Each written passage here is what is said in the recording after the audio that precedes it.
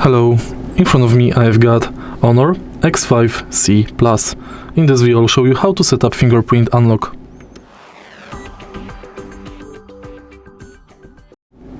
In the beginning, let's go to settings of your smartphone and go to biometrics and password.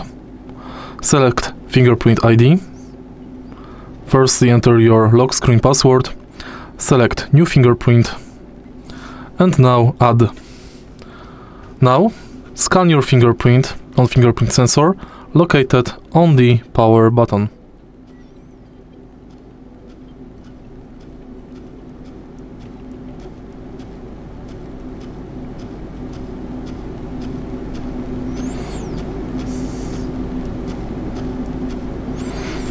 First you have to enroll center of the fingerprint and then edges. Tap OK. And now we can unlock the smartphone using our fingerprint.